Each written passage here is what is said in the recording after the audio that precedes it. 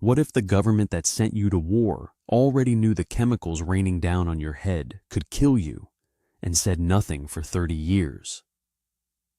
Buried in declassified Pentagon Agent Orange documents and suppressed VA files lies a paper trail so damning it reveals one of the longest-running medical cover-ups in American military history.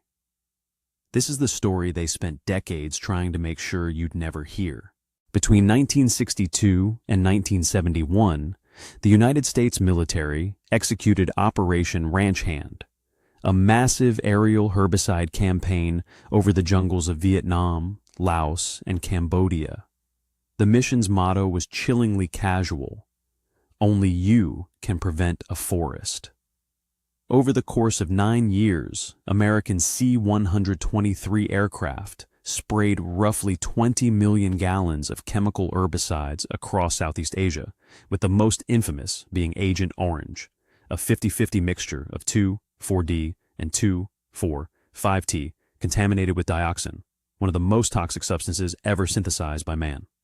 Approximately 2.6 million American service members served in Vietnam during the spraying period, and untold numbers were directly exposed. Walking through defoliated zones, drinking contaminated water, and breathing chemical mist that settled on their skin, their food, and their equipment.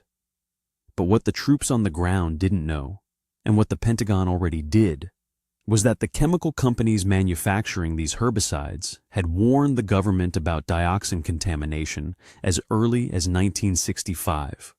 The question is, if the danger was known, why did the spraying continue for 6 more years? And why were the veterans who came home sick told there was nothing wrong with them? The real scope of the Agent Orange cover-up didn't begin to surface until the late 1970s and early 1980s, when journalists, congressional investigators, and veterans advocates began prying documents loose through the Freedom of Information Act. What they found was staggering. Operation Ranch Hand declassified files revealed that as early as 1963, military scientists had documented abnormal health effects in laboratory animals exposed to 2,4,5-T, the key ingredient in Agent Orange. A 1967 internal Dow chemical memo, later obtained through litigation, explicitly warned that dioxin could cause severe liver damage, skin disease, and potentially death in humans. Yet Dow continued supplying the military without public disclosure. In 1969, a study commissioned by the National Institutes of Health, the Bionetics Research Laboratories report, found that 2,4,5-T caused birth defects in mice, and the White House science advisor, Lee Dubridge, partially restricted its domestic use. But the military did not halt spraying in Vietnam until 1971, and even then the decision was framed as a tactical shift rather than a health concern. Pentagon documents from this period, declassified decades later, show that internal discussions focused not on troop safety, but on managing the political fallout if the health risks became public knowledge. The paper trail doesn't just suggest negligence. It suggests a calculated decision to prioritize operational objectives over the lives of American soldiers. If the Pentagon's wartime decisions were damning, the Veterans Administration's peacetime conduct was arguably worse. Throughout the 1970s and 1980s, tens of thousands of Vietnam veterans began reporting eerily similar health problems: soft tissue cancers, Hodgkin's lymphoma, chloroquine, peripheral neuropathy, and alarming rates of birth defects in their children. They filed disability claims. They were denied. VA Agent Orange suppressed studies became a central scandal when it was revealed that the VA had commissioned and then buried research connecting herbicide exposure to serious illness. The most explosive case involved Dr. Barclay Shepard, who headed the VA's Agent Orange unit in the early 1980s. Congressional testimony and internal documents later revealed that Shepard and other officials had systematically downplayed or discredited studies that showed links between Agent Orange exposure and disease, while simultaneously telling veterans there was insufficient evidence to support their claims. In 1984, Admiral Zumwalt Jr., the former commander of Naval Forces Vietnam, whose own son died of cancer linked to Agent Orange exposure, was appointed as a special government consultant. His 1990 report was a bombshell. Zumwalt concluded that there was adequate evidence linking Agent Orange to over a dozen serious health conditions, and he accused the VA and the Department of Defense of engaging in a purposeful effort to deny veterans their rightful benefits. But even Zumwalt's findings were initially marginalized, and the government continued to fight veterans in court for years. Perhaps the most cynical chapter in this Vietnam veterans government cover-up involves the Air Force Health Study, also known as the Ranch Hand Study, a longitudinal epidemiological investigation that tracked the health of the very pilots and crew who flew the spraying missions. Launched in 1982, the study was supposed to be the definitive scientific answer to whether Agent Orange caused disease.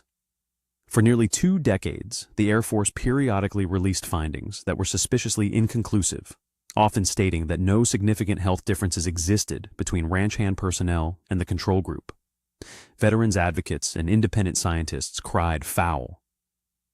When the study's raw data was finally made available to outside researchers in the early 2000s, after a protracted legal battle, independent analysis told a very different story. Researchers at Columbia University and the University of Texas found statistically significant links between dioxin levels in ranch hand veterans' blood and diabetes, heart disease, and certain cancers. The Air Force's own data, when analyzed without institutional bias, supported the very claims the military had spent decades denying.